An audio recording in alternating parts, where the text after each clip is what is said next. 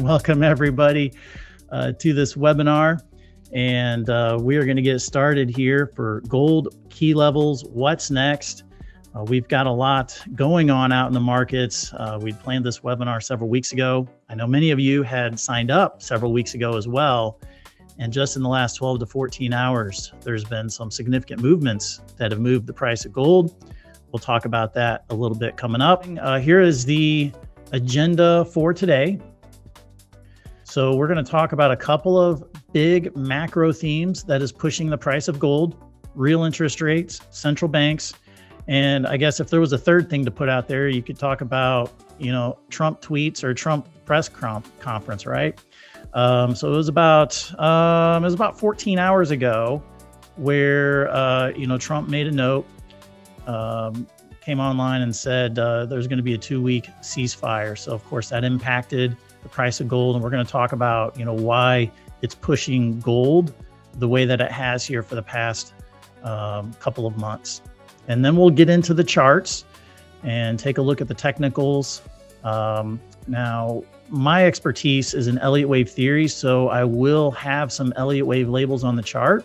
But don't worry, if you have any questions about any of these things that I'm talking about, just make a note of it in the chat box. But we'll try to keep things at a high level for those. I know many of you may not be familiar with Elliott wave. We'll try to explain some of these things as we go along. And then Q&A. I do have some questions as you all registered for the webinar. There were a lot of great questions that were put in. I've got a few of those questions listed at the end of this webinar. And of course, as we go along, any questions that you have, we'll take those in semi-real time as well. Let's move on here. Before we move any further, we need to take a moment and familiarize yourself with this risk disclaimer.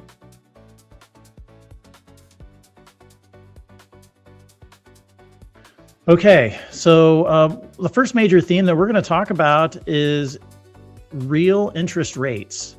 Now, you've heard of interest rates, most likely. You may have heard of real interest rates, but might not be exactly sure what they are. But then the bigger question is, so what? What does this have to do with gold? And so let's start off with the real interest rates. Here is an image going back a couple of decades with regards to the US 10-year real rates. Now, this has ranged between 3.2% all the way down here to a low of about negative 1.5%.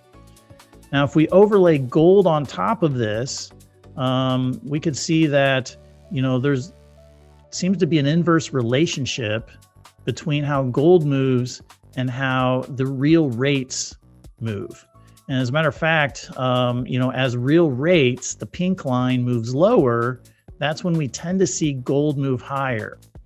And so that happened, again, about 20 years ago. And even recently, the real rates have been moving sideways, consolidating, maybe even down a little bit. And then gold's been taken off over these past couple of years. So what exactly are real interest rates? So it's the nominal interest rate. A nominal interest rate is just a fancy word for the interest rate that you see on the financial news media, or when the Fed comes out and talks about, central bank comes out and talks about a target interest rate. They're talking about the headline rate, the rate that you see in all the newspapers and on the media. Well, you're going to take that rate and then you're going to subtract inflation.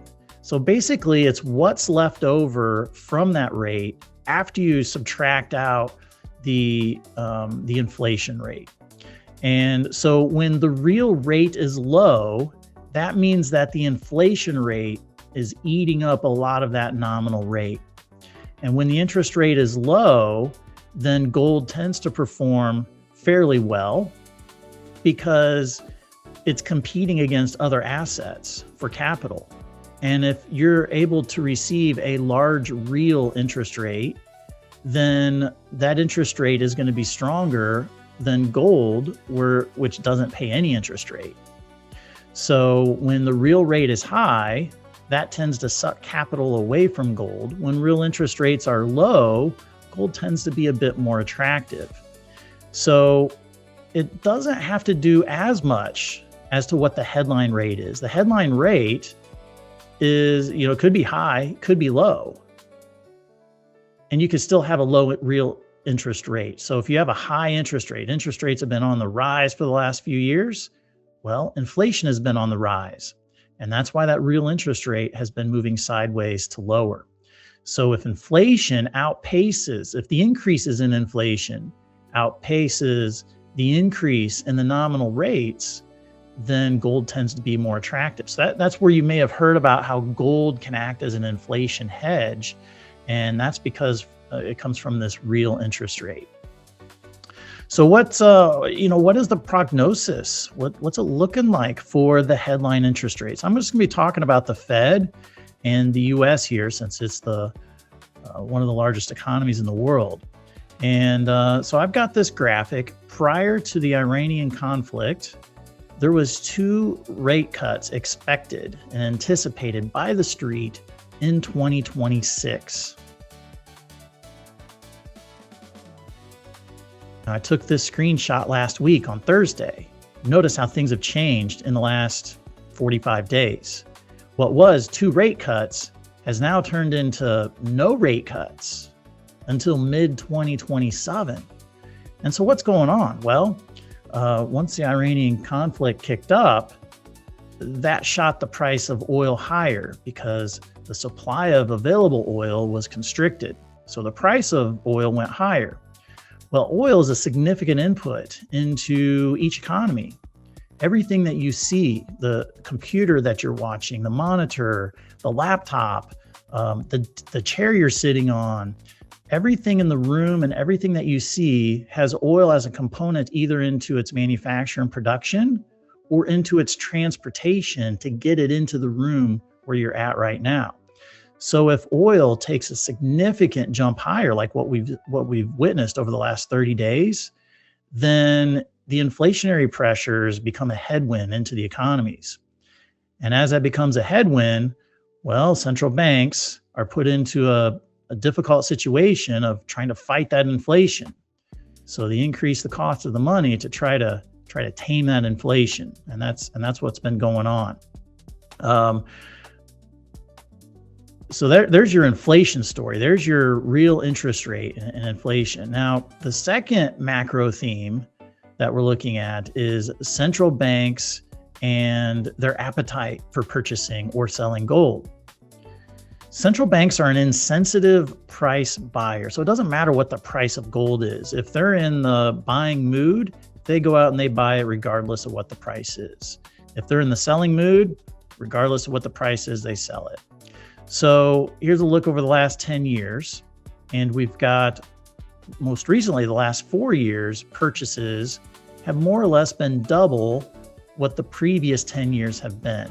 So over the last 4 years, central banks have had a strong appetite for going out and buying and purchasing gold.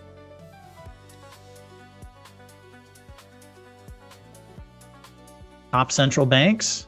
So this is just for 2025, by the way. But in 2025, top central banks, you're looking at Poland, Kazakhstan, Brazil, Azerbaijan, China, and Turkey. Turkey is the key one here that I want to highlight. But as you can see, most everybody has been in the hunting and buying mode, and only a couple of them have been in the selling mode. Thank you, Julius, for that comment. Loving the presentation so far. We still have some more good stuff to come. 43% of central banks, this was a survey that was done before the Iranian conflict kicked off. 43% of the central banks indicated they had plans to increase their gold holdings. 0. None of the central banks in the survey said they anticipated a reduction of gold. So that was before the Iranian conflict kicked off. Now, that has just dramatically changed the world, as you all have felt. Because, remember Turkey? It was 6 on the 2025 bought the most gold list. And so some of you may be wondering, well, if we have all this bullish sentiment behind gold, if inflation's on the rise, real interest rates have been steady going lower, why has gold's price dramatically reversed here in Q1 2026? Turkey has a lot to do with it. In the past, well, not the past 3 weeks, but from March 13, so the 3 weeks beginning March 13, Turkey has dumped about 120 tons of gold. And why in the world would they do that? So the reason that they've done it is that Turkey is a unique country, that they have a disinflationary strategy. So if you're a central bank, let me pause for a moment and just kind of get you up to speed here. If you're a central bank, you're going to have a lot of different assets in your portfolio. You may have some gold. You're going to have all different types of currencies. You're going to have your local currency. You're going to have US dollars, most likely some euros, maybe some British pounds, Japanese yen, all the big currencies, based on your trading partners that you're dealing with as a country. So Turkey is unique in that they have a disinflationary strategy. They're trying to fight this inflation by managing that with their exchange rate, with their local currency. And so when you get, and they also import a lot of oil. So when the price of oil spikes higher the way that it did, then it puts a lot of stress on the central banks. They no longer are in, hey, let's just go out and just blindly start buying gold. They're in, oh, wait a minute here. We might have to manage our exchange rates with these other currencies. And this is where gold comes into play, because gold is a very liquid and, very, value-driven asset. We know what it's valued at. It's very liquid. And so those central banks will use that, either sell it straight outright, or they use it as collateral in a swap for some of these other currencies to manage their local economies. And so that's what Turkey has done in an effort to manage their disinflation strategy. And so I don't know that we don't know for sure if they've actually sold 120 tons worth of gold. So I kind of use that in air quotes, sold. But if they put it on as collateral, the counterparty to that deal would sell gold in an effort to hedge it. So that's why gold's price has fallen, even though we've seen geopolitical conflict and war erupt over the last 30 days. So how does this impact the price of gold moving forward? It depends on how much stress the central banks are under. If the price of oil moves rapidly the way that it has, central banks are going to continue to run under stress.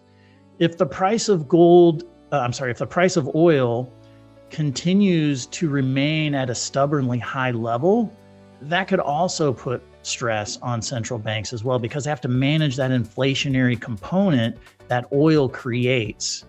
So I don't know for sure. Some of it just depends on where the price of oil is at. How fast is it moving up or down? Is it stubbornly high? So unfortunately, that's hard to project unless we know where the price of oil is going to be going, and if we have a crystal ball and knowing where the how the conflict is going to evolve. So fortunately, like I said, about 14 hours ago, Trump said that there was going to be a 2-week ceasefire. We saw the price of gold rally. We'll take a look at the chart here in just a moment. And we saw the price of gold rally. We also saw the price per barrel of oil drop pretty good from about $115 a barrel. Last I saw it was in the mid 90s. So I don't know if it's moved much here in the last hour or so.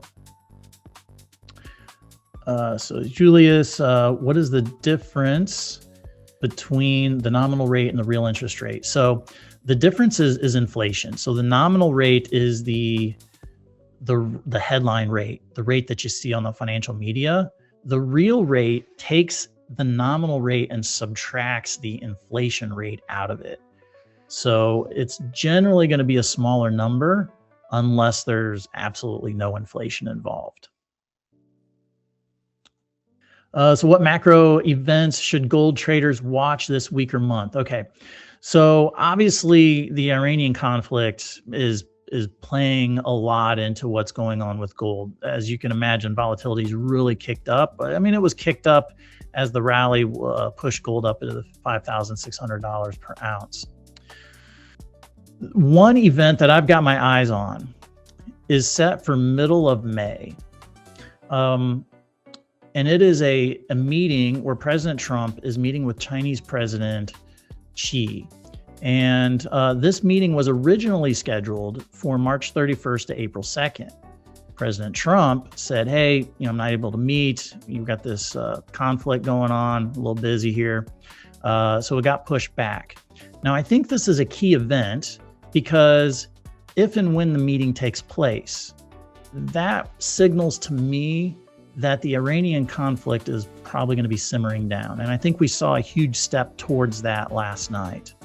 Although it was a 2-week ceasefire, that's definitely a step in the right direction. But if this meeting does continue to take place in middle of May, then that signals to me that this conflict is probably simmering down, and we'll probably get back to other normal type trends, in a sense of we'll probably see at least what I'm anticipating. And we never know for sure, right? This is just my analysis of the markets. So we don't know for sure if and when this would happen, but I would be looking for, once the conflict simmers down, for the dollar to get weak and for gold to get strong.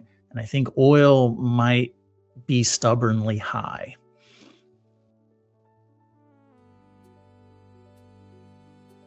Yeah, timely question here. How does dollar strength or weakness affect the gold outlook? I don't think so gold is priced in dollars. So if gold gets stronger, then the price per gold would go up. If the dollar gets weaker, the price per gold would go up. So I don't think that it's really the weak dollar that's going to be driving gold higher.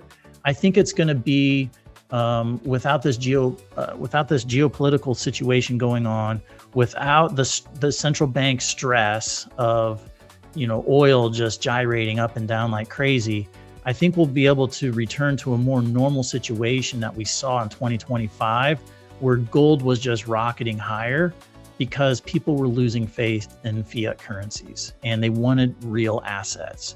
So gold is a fantastic real asset if that's what you're looking for. Oil is also a real asset as well. Like I said, it's used in the production of everything. And so, so I think with the price of oil moving higher, the price of gold moving higher, I think that's just a disbelief in the fiat currencies. Okay, let's go take a look at some of the charts here. This is just a screenshot, and you'll see this purple line on my chart. This purple line is a 200-day simple moving average. And although gold has fallen significantly over the course of Q1 2026, all it did was simply come down and tag the 200-day simple moving average. The 200-day simple moving average is the basic of all indicators, and it's just used to denote direction of trend.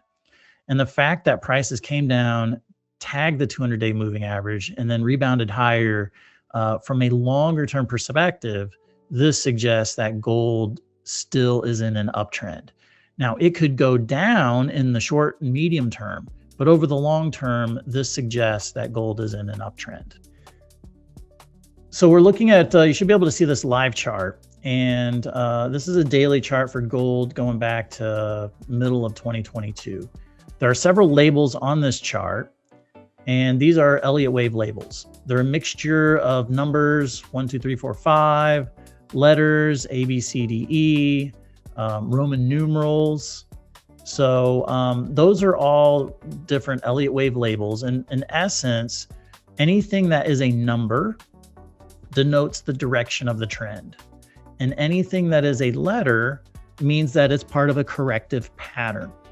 So the basics of Elliott wave is that you'd have a pattern like this. So this is a 5-wave pattern. You have 1 wave up, 2 wave down, 3 wave up, 4 wave down, 5 wave up. Okay, so that's a basic Elliott wave pattern. Another basic Elliott wave pattern would be a correction, and that would just be 3 waves. So whereas over here on the left, 5 waves denotes the direction of the trend, 3 waves denotes a counter trend or temporary correction. So when you look at this chart, and you'll see these labels out here, I've gone through the liberty of labeling this up, so you don't have to worry about labeling it yourself. Just teaching you how to read the labels that are on here. The way that I have this labeled, you'll see we've got this here off to the left. We got this 1, 2, and then a smaller degree 1, 2, smaller degree 1, 2. Okay. So we are unloading, and this was a very, very large wave 3. Okay, so wave 3 began where wave 2 ended. And so this was a very large wave 3. Okay, so what that means is that that high was up here. And after wave 3 comes a wave 4. Wave 4, as you can see by this schematic, wave 4 is a partial retracement lower. It does not overlap the price territory of this wave 1 high. So Elliott wave will get labeled like this. So wave 4 will not overlap the price territory of wave 1. And then that also means that we've got a wave 5 higher. So that's the idealized model of what it looks like for Elliott wave. And so I think we are either finished with a wave 4 and we are now starting a wave 5 higher, or we're still in wave 4 that's in progress that may move sideways to lower. So I'm going to go through 3 different scenarios that basically touches on each of those situations. So like I said, this first scenario says wave 4 is complete and that we are starting to work higher in a wave 5. Wave 5 most likely is going to reach up here to a new all-time high. Now this would be wave 5 that would finish this entire move that began in October of 2022.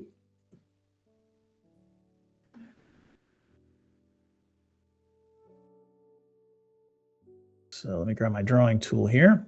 So once this wave 5 is finished, basically that would be finishing this whole pattern that began in October of 2022. So that would be a big wave. And there still could be some big upside available here under this model that I'm showing you.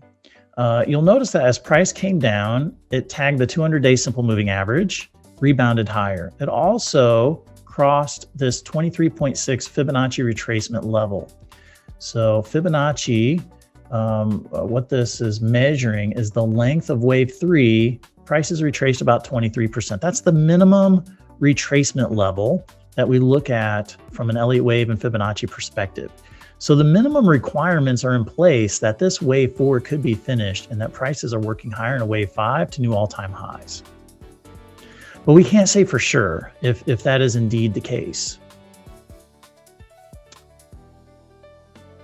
So let me show you another scenario. This is a slight variation of the first scenario. This scenario says, you know what? Wave 4 is still ongoing. It's not complete. And so what we do is we reverse some of these patterns. And so I would be looking for this 5 waves to complete to the downside. So we probably get a slight push lower. Maybe it comes down here to 3,600. I don't know that it would if this was the case. But under this model, prices could come to 3,600 and still be considered normal. Then wave 5 would begin and run itself up to new all-time highs. So what each of these 3 models have in common is that it's an incomplete bullish pattern. There is still more pattern available to the upside.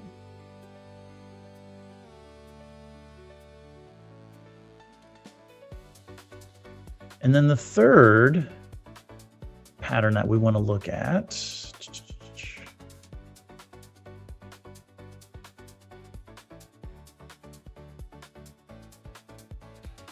is this one.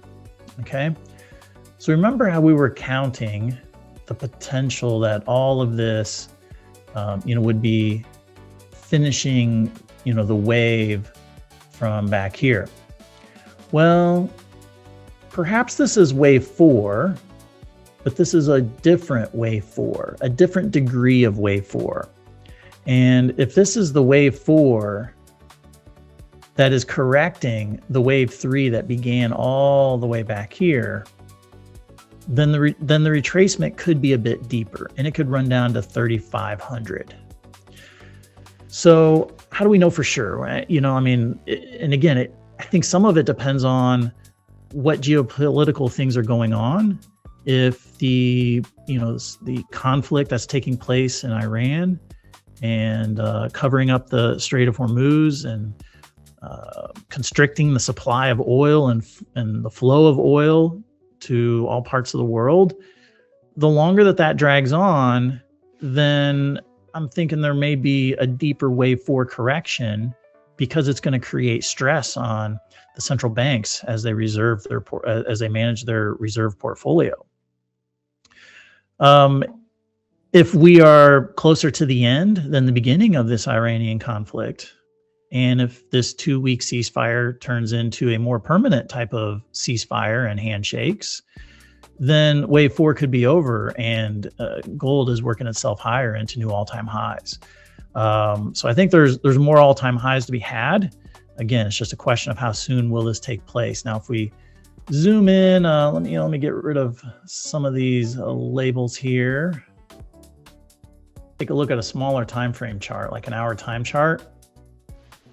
The rally off this low at 4,100, it's not the cleanest rally. And so that's why you can tell in my voice there's a little bit of a, uncertainty.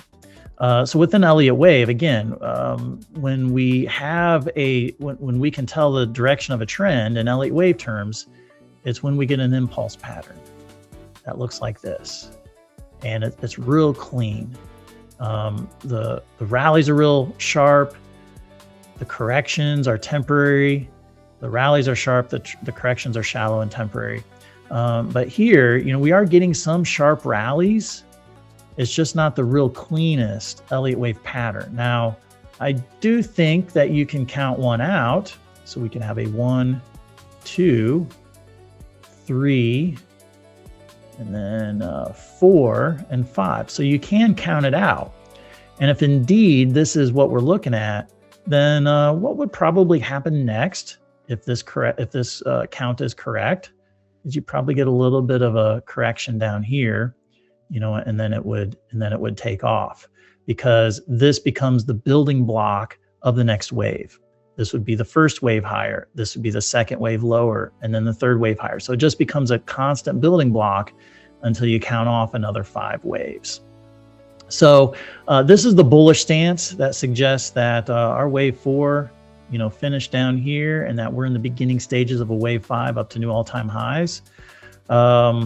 If we go to a different time frame chart here, let me move this out of the way. Take a look at this from a 4-hour price chart. We can see we've got some divergence between waves 3 and 5.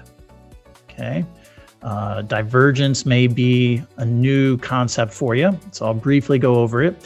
It's a technical pattern that basically, when you get a new higher high in price, but you get a lower high on the oscillator like RSI.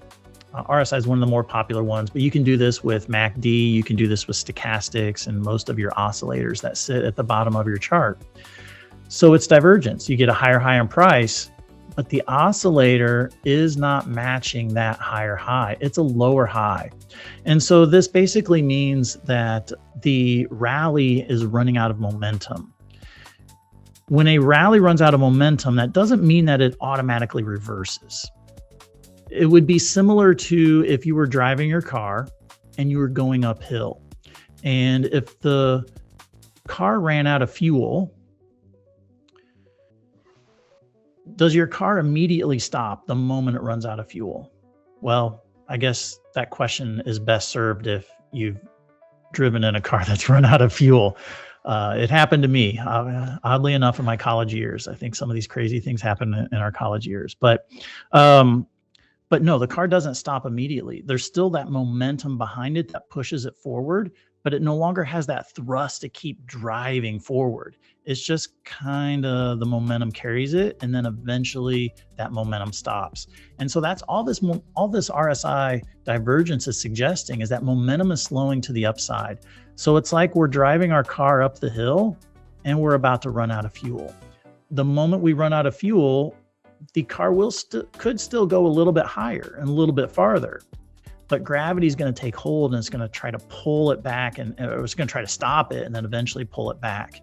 And so that's where we're at here. Is price could continue to drift higher and work itself higher, but this is a signal that there's probably going to be some correction, possibly back down into this congestion, maybe even to some lower levels. But the way that this count is set up, it would set up the next potential bullish trade. Now, there's another way that we can look at this too, from a bearish perspective. So this we'll leave this red out here as the bullish. There's another way that we could possibly look at this as a bearish pattern. So we'll go with WXY. Okay, now I'm going to throw some Fibonacci extensions out here real quick, just to measure some things out. So oftentimes, parallel waves, so in this case, wave Y and wave W, are parallel waves. Oftentimes those waves have equality measurements, meaning wave Y would be equal to wave W, or they have Fibonacci ratio relationships. Well, this blue line represents equality. So you notice how wave Y came up here and got close to the equality level, and then where it was equal in size to wave W, and now it's trying to pull back. So this could be actually a very bearish pattern that would suggest, you know what, prices might not just come lower, it might come all the way down here and retest the low. So we can't say for sure where we're at within this particular pattern. Some of it's going to be the structure. If a decline begins to take hold, does the decline look like it's a bearish impulse, or does it look like it's just a bearish correction? That will give us a clue. But I would say, you know, it looks like things are lining up for a little bit of a decline coming here in the near term. And that may seem a little bit odd. We just had, you know, this 2-week ceasefire announced, 14 hours ago. And that's often a common thing that happens in the markets, where some type of news announcement takes place, and the initial reaction is a knee-jerk reaction. And then what happens 24 hours later begins to expose what the real trend might be underneath the surface, at least for the next couple of days. Okay, so question here from Jox. Hey, glad to have you here. All right, could you suggest some resources? I know it's a tall order. One could start to stay on top of the fundamentals, the impact of technicals. Yeah, absolutely. Let me share my screen here for a moment, or change my screen.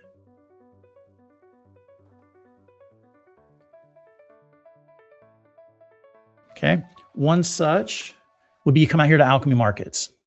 And here within the education section, we've got various patterns that you could learn to trade with. We've got candlesticks, trade strategies. So trade strategies might be, these various patterns. So I talked about divergence, right? So we've got divergence out here, triangles, flags, and so forth.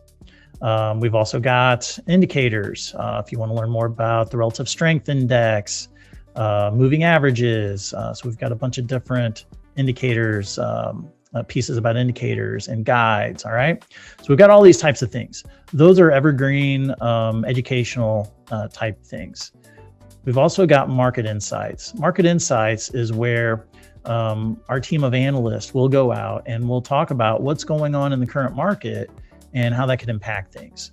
So this is one area where you can go and stay up to date with that. So let me go ahead and pop this into the chat box for everybody. Okay, another tool that we have available where you can learn about the impact of some of these things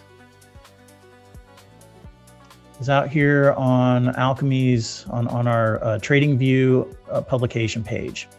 So 𝐁𝐸𝐴𝐸, one of the analysts, has been doing a fantastic job. Actually, a couple of weeks ago, he's been all over this gold move. You can see he's been posting a lot about gold back then.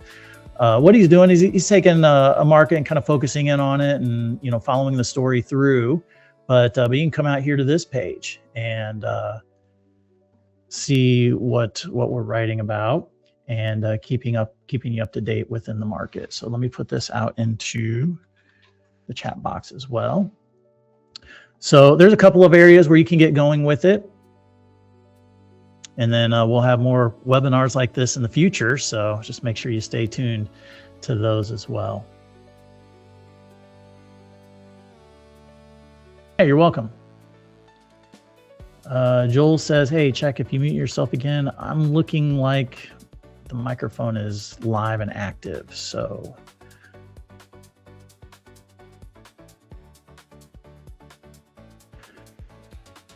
okay, let's see, Max.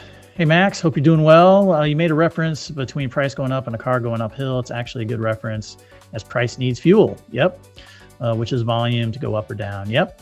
That's a great way to look at it. All right, so I've got a couple other questions here. These were questions that were brought in.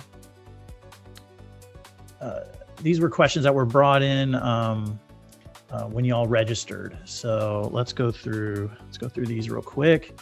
So a highly successful trader tells me to avoid trading gold because of the high volatility. What's your take on the claim? And so volatility is a function of two things: how quick the asset price moves, and then the second thing is leverage. So in the case for gold, I would say that the asset price for gold has been moving significantly. But don't overlook the impact of leverage.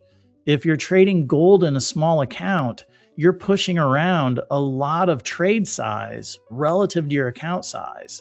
And so that's going to make the gains or the losses in your account become very volatile and quite large. And it can be really nerve-wracking when that's the case. So, you know, I've heard even people talk about Forex, right? You know, Forex doesn't move 100% or 50% in, you know, a matter of months like what we've seen for gold. Forex doesn't move that way, but people will still be like, oh man, the volatility of euro dollar or pound dollar. And it's like, no, it's not that euro dollar or pound dollar is volatile. It's that your leverage employed on those trade sizes is too much, creating those volatile outcomes. So just keep that in mind. You know, as far as the volatility claim, be mindful of, you know, what the trade sizes are relative to your account size. So any tips when trading gold? Movement can be so volatile at times. Best time to trade gold. So I suggest staying away from news events. There are some scheduled news events that come out that can, especially if they're a surprise news event, can create a bit of near-term volatility. Predicting what's going to happen in a news event, so trying to predict what the non-farm payrolls is going to be or what the GDP growth is going to be, trying to predict that is difficult. Trying to predict how the market is going to react to that is just a whole nother level of difficulty. So in my opinion, the best is just stay away from news events unless you know what you're doing. But if you're a relatively newer trader, if you're not comfortable trading news events, I would suggest staying away, just simply because the volatility could wreck your account for 15 minutes and then the old trends begin to emerge or the new trend begins to emerge. I would rather wait and see what the new trends are and then follow them. How to trade gold with small lots? Okay, excellent question. So this one sounds like you're a newer trader, and I love the attitude that you're bringing to it. Though some traders love massive volatility. Other traders may find that volatility is heartbreaking, and I tend to be that latter type. Huge amounts of volatility gets under my skin, simply because it makes trade planning more difficult. Like, where do I place a stop loss when things are so volatile? I prefer to just wait for things to settle down, or at least till I can get a good read on it based on, certain patterns that I'm looking for. So I generally prefer quieter times. So if you're trading gold with smaller lots, or if you have a smaller account even, quieter times are going to be after Europe dies down, or 30 minutes after the US equities opens up. So basically you get that initial burst of the open on the US Open, US equities open. From that point on, things are going to start slowing down a little bit until Asia picks back up. So those are going to be the slower times where you're going to see less volatility.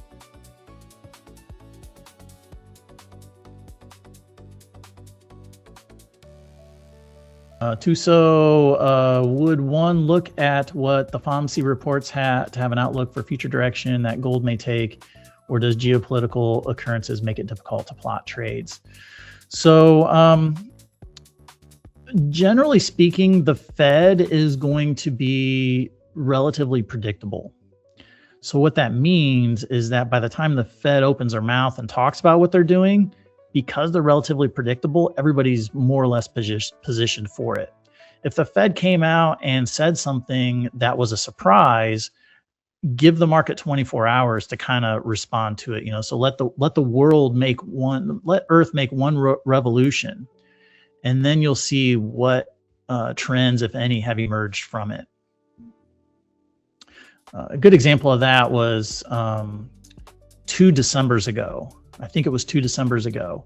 The dollar was in one trend, and then the Fed came out on their last meeting for December of that year. They spoke, and then that trend continued for another day, and then it just abruptly reversed, and that ended up being an extreme point for that dollar trend. So it's a good practice when you're talking about Fed meetings, is to if it's a knee-jerk reaction, or to know if it's a knee-jerk reaction, give the world 24 hours to kind of digest it, and then you'll see if any new trades develop.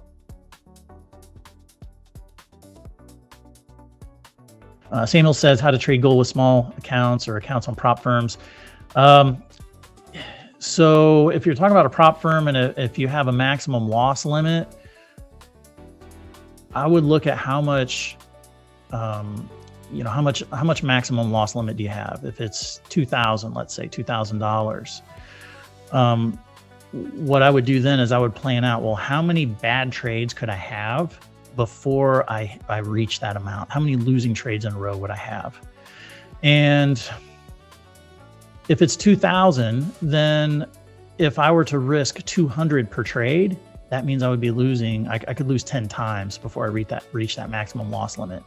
That would be a minimum level, because believe it or not, well, some of you may realize it is easy to hit a rough patch where you're losing 10 times. And even when you don't even have to lose 10 times, when you get into that 6th, 7th, 8th loss in a row, you may feel some emotions start to take over where it's a little more desperation, and that's where things could really fall apart.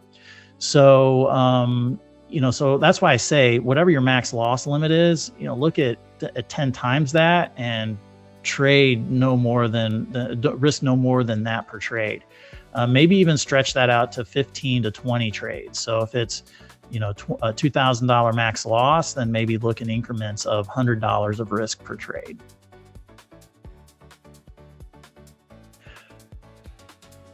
Okay, let's continue on here.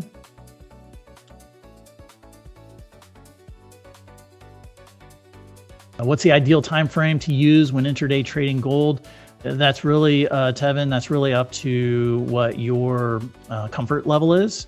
Some people kind of enjoy the wild and the woolly and, the 5-minute charts and the quick action. For me, I like to tend to have things planned out and steadied. So 5-minute charts get a little crazy for me. So what one person likes doesn't necessarily mean that's good for you. I've often told my kids, it's hard enough to be yourself. Just imagine how much harder it is to be somebody else. So like, just because somebody else likes 5-minute charts doesn't mean that you have to use 5-minute charts. Just experiment with this on a demo account and figure out where your comfort zone is and kind of where your risk tolerance is in.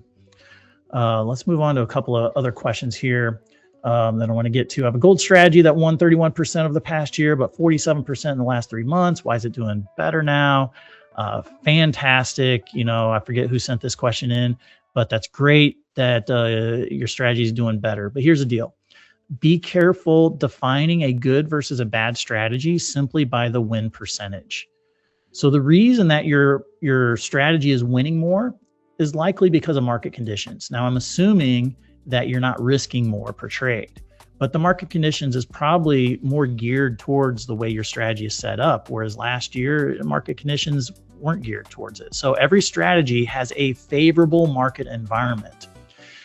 And but the way you want to gauge a good versus bad strategy is not only do you want to look at your win percentage, but consider what your average winner is versus your average loser.